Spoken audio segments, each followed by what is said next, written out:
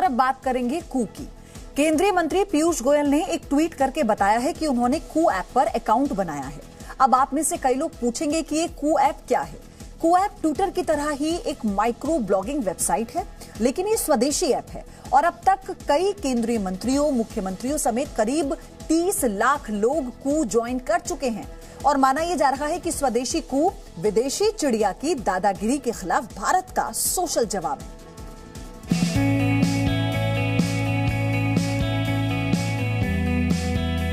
Social media पर अब कू होगा, स्वदेशी सोशल क्रांति। केंद्रीय मंत्री पीयूष गोयल स्वदेशी सोशल मीडिया प्लेटफॉर्म कू पर आ गए।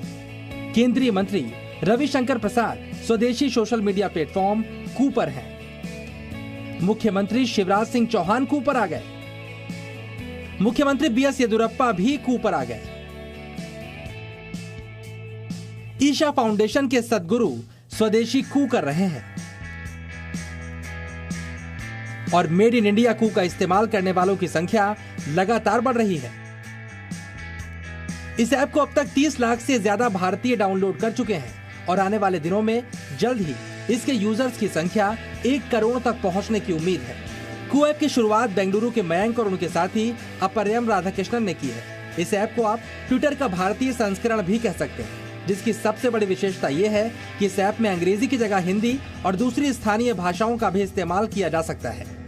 हम एक भाषा का शब्द इस्तेमाल नहीं करना चाहते थे कि अगर ऐसा नाम हो सिर्फ हिंदी के लोगों को समझ में आए, या कुछ कन्नड़ नाम ले लिया तो सिर्फ कन्नड़ के लोगों को समझ में आए, तो इसीलिए कुछ बहुत जेनेरिक नाम रखना था और कोयल की कूक रहती। और ये है ऐसा ओपन प्लेटफॉर्म जहां सब लोग अपने मैसेजेस सबके साथ बांट रहे हैं, इसलिए हमने ऐसा नाम चुना कि ये अपनी सरकार की तरफ से इन्होंने जो आत्मनिर्भर ऐप इकोसिस्टम बनाने का सोचा है, ये बहुत अच्छी सोच है।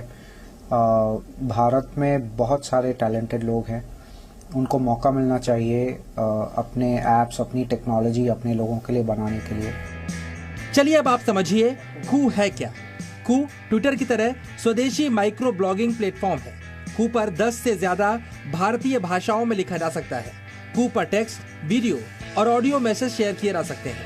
कू ट्विटर के लॉन्च होने के करीब 14 साल बाद आया।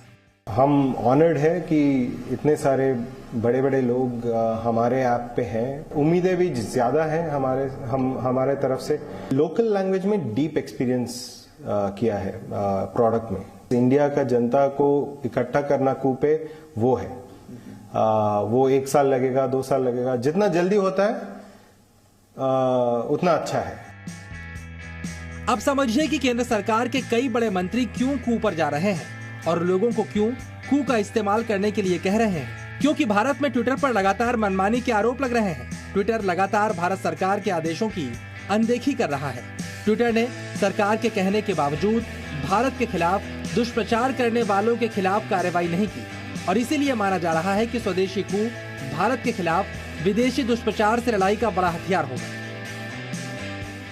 ट्विटर की तरह कू को इस्तेमाल करना बहुत आसान है।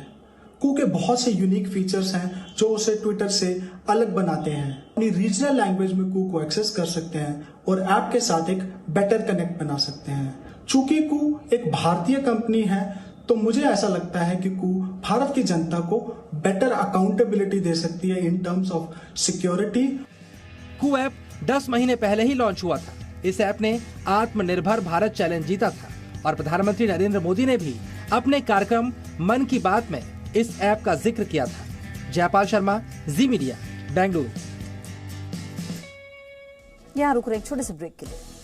Presenting B News app available on Google Play and App Store. Download it now.